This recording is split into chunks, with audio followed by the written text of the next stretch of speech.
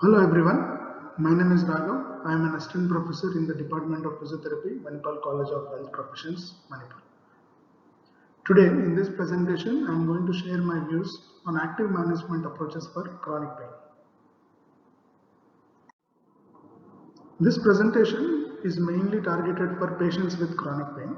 However, I hope even physiotherapists would get some information from this. This has mainly three objectives. The first one, we'll understand the burden and consequences of chronic pain. Second, we'll discuss the contemporary pain science tenets. Third, we'll discuss some of the self-management strategies. Coming to the burden of pain, IASP, International Association for Study of Pain, has recently released data saying that 10% of world's population might be affected with chronic pain. When it comes to the individual countries, the prevalence may range from 20 to 25%. These are some of the conditions where chronic pain is one of the symptoms. Fibromyalgia, chronic low back pain, osteoarthritis, knee osteoarthritis, rheumatoid arthritis, complex regional pain syndrome, and post-surgical pain. This shows that chronic pain is a significant healthcare problem which requires active intervention from both the healthcare professionals and the therapists. Let us look at some of the differences between acute and chronic pain. With respect to the structural causes, acute pain is usually due to a single cause, whereas chronic pain has multiple causes. Therefore, it is possible to arrive at a specific diagnosis in case of acute pain.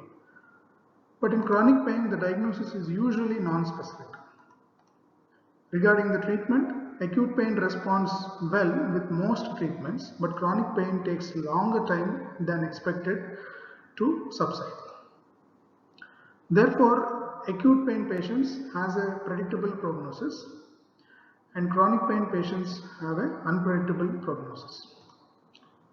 Because of the long-term nature of chronic pain, the patient need to take an active role and learn self-management strategies in case of chronic pain.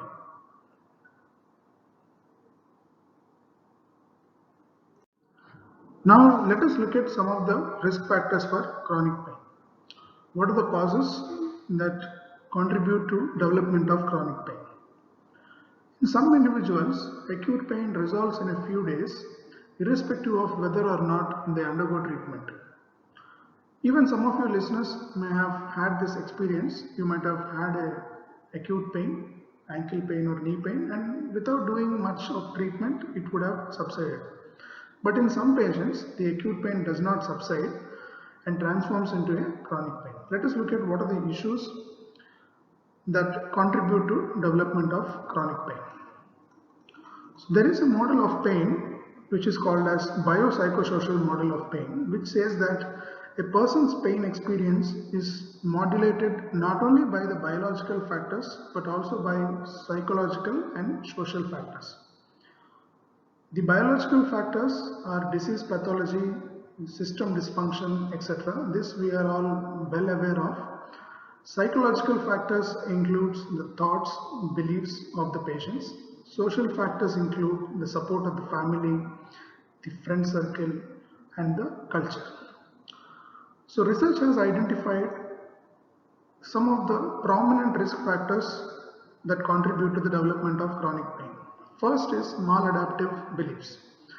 So if a patient believes that his pain is due to irreparable tissue damage or irreparable body damage, he or she is more prone to develop chronic pain. Next, research has identified fear avoidance and pain catastrophization as few of the reasons for development of chronic pain.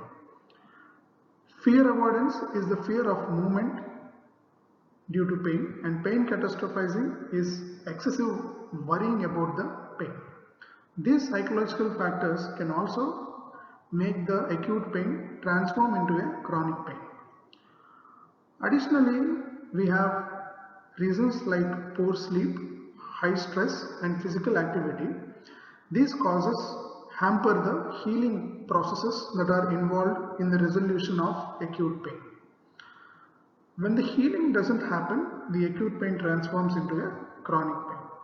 So these are some of the reasons we can consider to contribute to the transmission of chronic pain. Now let us discuss some of the consequences of chronic pain. Due to musculoskeletal pain, the individual avoids all the activity and eventually he or she is at risk of developing chronic disease. Chronic non-communicable diseases such as diabetes, hypertension and cardiovascular disease and so on. Now let us look at the consequences of physical inactivity. Due to the initial pain, the patient will develop fear of movement, which makes him decondition. Deconditioning means his muscle strength and flexibility will reduce, which in turn contributes to joint dysfunction, which causes pain or which further aggravates the pain. So this becomes a vicious cycle where pain leads to deconditioning, which in turn leads to joint dysfunction and subsequent worsening of the pain. So why do patients with pain are resistant to exercise and physical activity?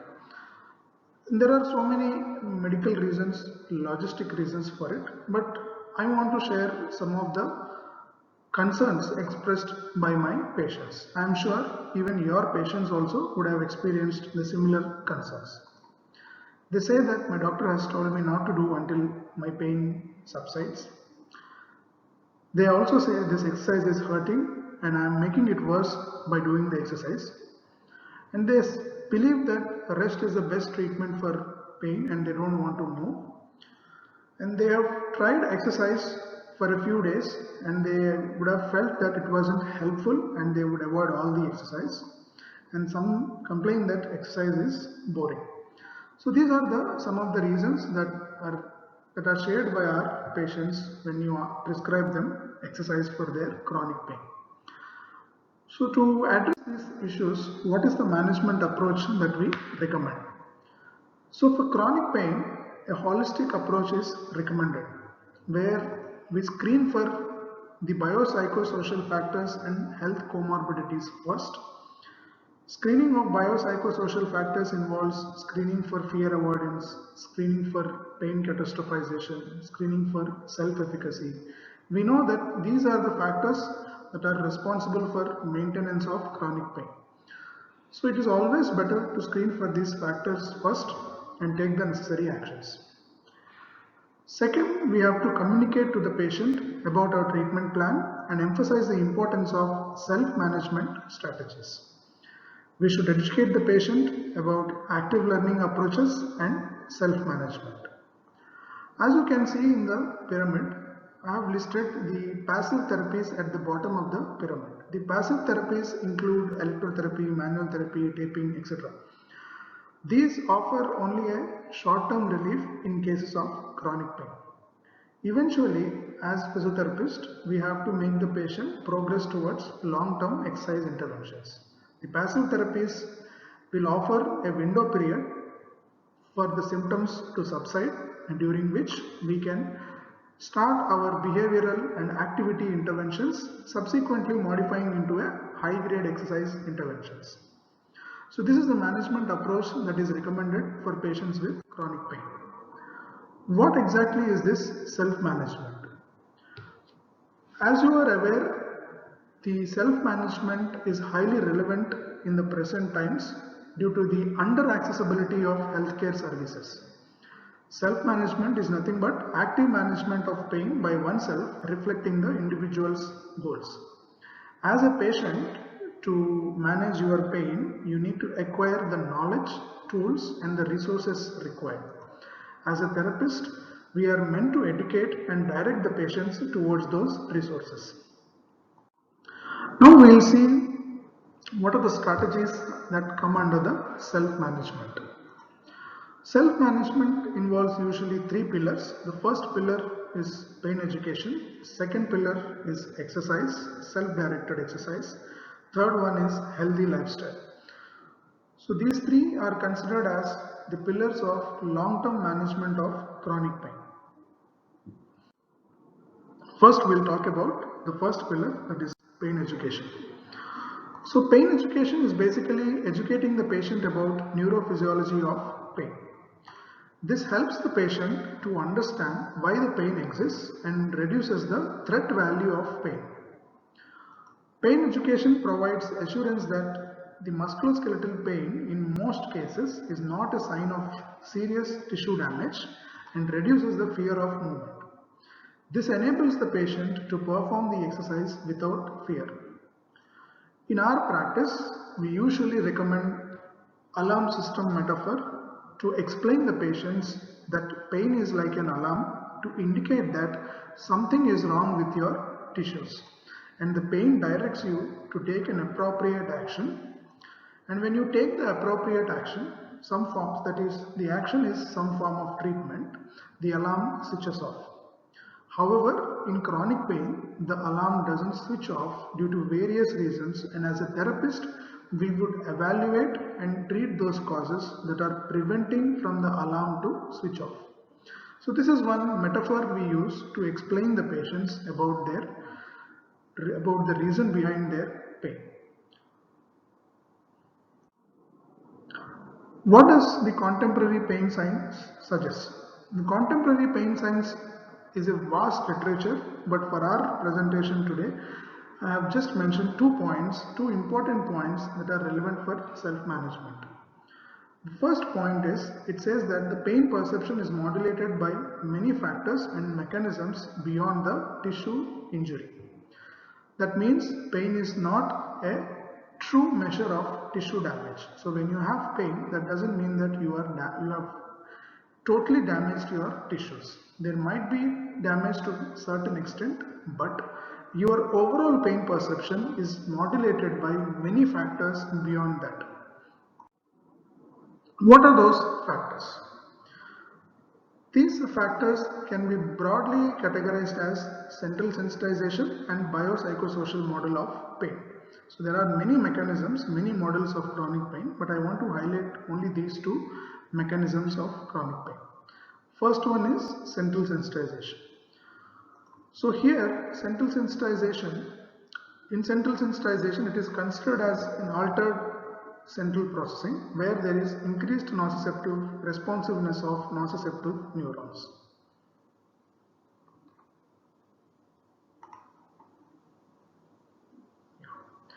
Normally, after a tissue injury, the pain neurons transmit the information about tissue injury to the brain.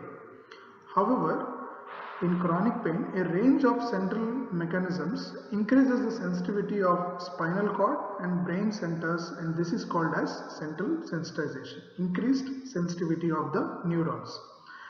And this central sensitization is a biological process where the spinal cord and brain discharges nociceptive impulses, that is, the pain impulses, despite the absence of peripheral tissue damage.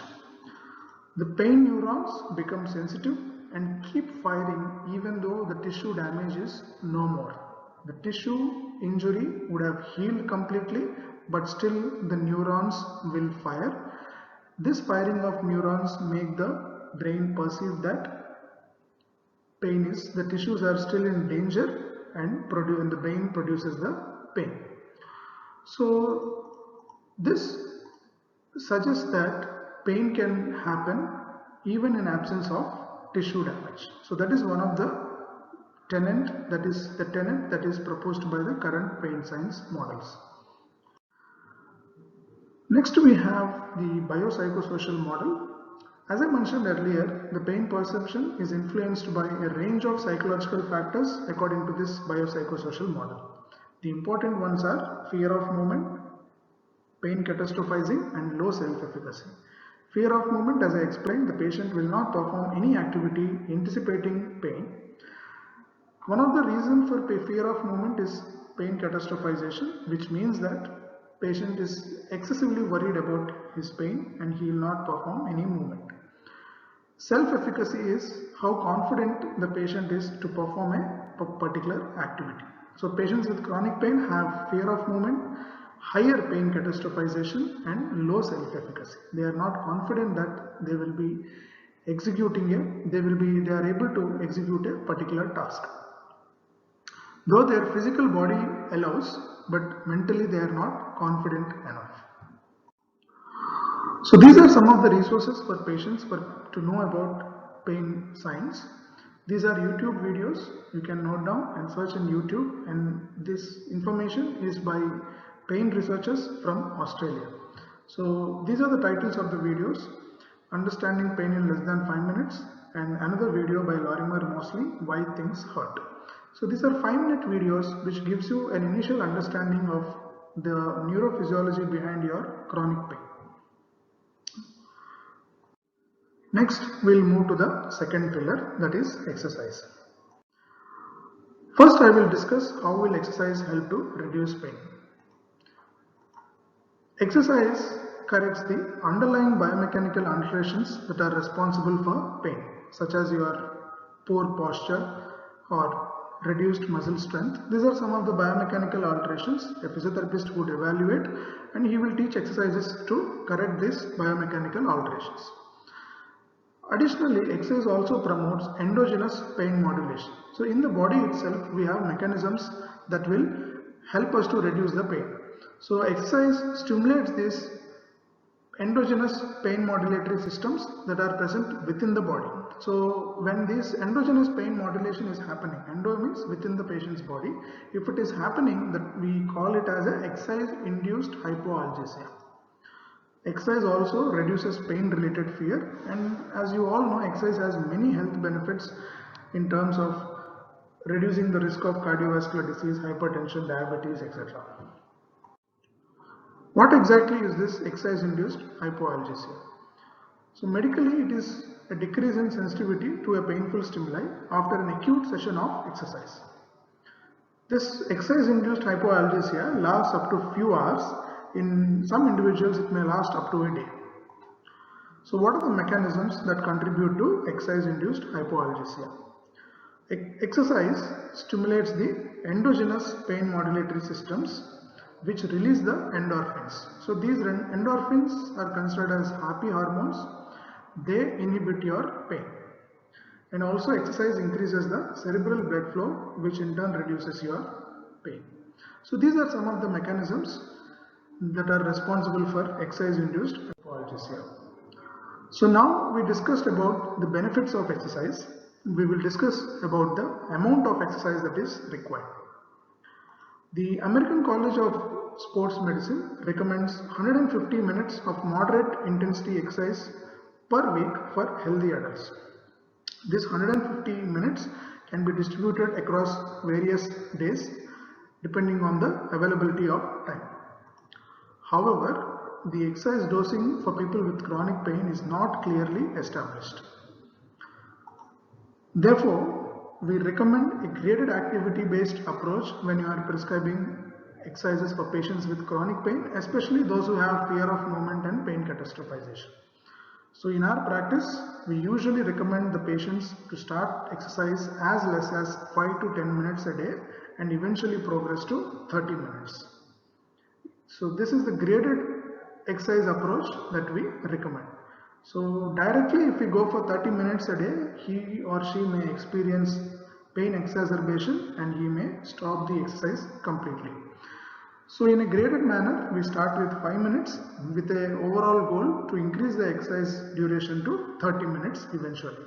So this is an important aspect that we have to discuss with our patients. So the initial exercise dosage is only 5 minutes, and we have to explain them that eventually the goal is to increase it to 30 minutes. What are the types of exercise? Which exercise shall I do? This is again the most frequent question asked by therapists and also by patients. They ask, what is the best exercise? Should I perform a general exercise or a specific exercise? There are so many exercises that are prescribed by a physiotherapist that are available in the literature. We have aerobic exercise, resistance exercise, flexibility exercise, Pilates, stabilization, etc. etc. However, a single exercise for pain, a single good exercise for pain will not exist. How? I'll explain using diet as an example. The body needs various nutrients from many food sources. We need pulses, we need fiber, we need carbohydrates, proteins, fats. And we need various minerals and vitamins from various sources. In the same way, your pain needs multiple forms of exercise.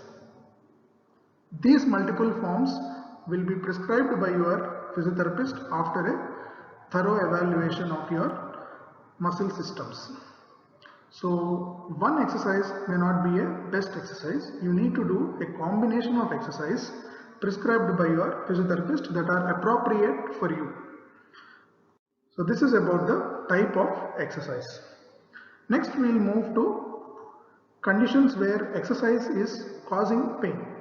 So in some people with chronic pain, the exercise induced hypoalgesia will not happen. In such scenario, we recommend pain education initially for 5 to 10 sessions. We explain about the pain. We try to make them understand the pain is not a measure of tissue damage, and eventually progress them towards graded activity such as cycling or walking. Then when they are comfortable with movement, when the patients are comfortable with movement, we move towards graded exposure to painful movements, and subsequently we proceed to low intensity specific exercise and eventually moderate intensity specific exercise depending on our evaluation.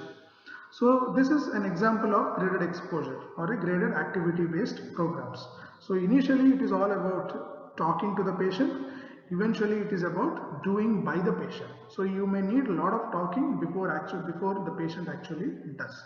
So probably during the initial sessions of pain education, passive therapies may offer short-term pain relief. Parallelly, you may start the exercises discontinuing the passive therapies such as electrotherapy and manual therapies.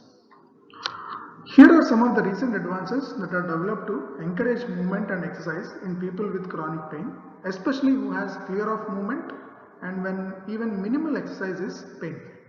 So we have mirror visual biofeedback training, virtual reality training, game-based training, and transcranial magnetic stimulation. So these are some of the technologies that are developed to help people with chronic pain move. You may not believe in Western countries, many people have fear of movement and they completely avoid all the activities in fear of pain. So these are the technology that is emerged to facilitate movement in patients who stopped moving.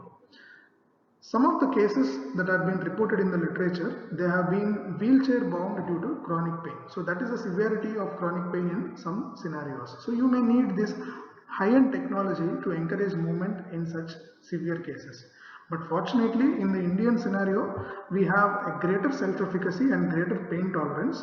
We won't totally avoid the activity. I observed that patients won't completely avoid activity, but they are fearful of doing high-grade activity. So they are more towards their comfort zone. As a therapist, we generally tend to push away from that comfort zone and let them do certain activities, even if they are painful, that are necessary to reduce the pain. So what are some of the strategies to increase exercise adherence? I want to share these strategies which can be used by physiotherapists and the patients that increases long-term compliance with exercise. However, keep in mind that behavior change is very complex and very tough. So these are some of the strategies. First one, patient education, as I've been repeatedly mentioning. When the patient knows that pain is not a threat, he or she will perform the movement more easily or more readily. Appropriate exercise dosing is important. So we need to evaluate the baseline number of repetitions the patient is able to do and progress accordingly. The dosing should not be too low and it should not be too high. If it is too low, the exercise won't be effective. If it is too high, it will in fact cause more pain. Therefore, the intervention should be tailored to the individual patient depending on the examination.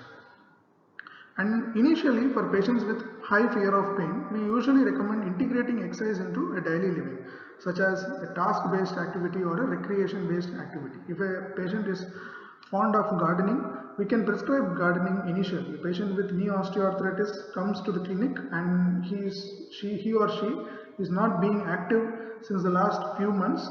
We don't directly put him or her under high intensity strengthening program. We basically, for the first 2 weeks, we give an intervention which she is fond of.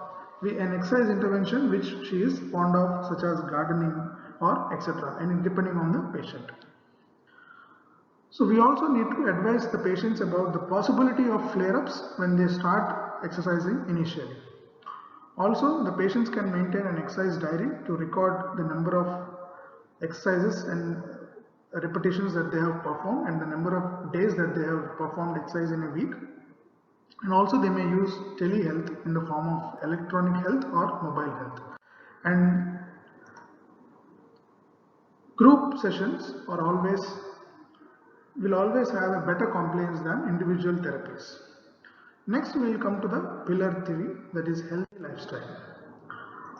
We need to explain to the patient about the role of sleep and stress in the development of their chronic pain and advise accordingly on sleep management and stress management using various interventions such as meditation, mindfulness-based therapies, and regular physical activities.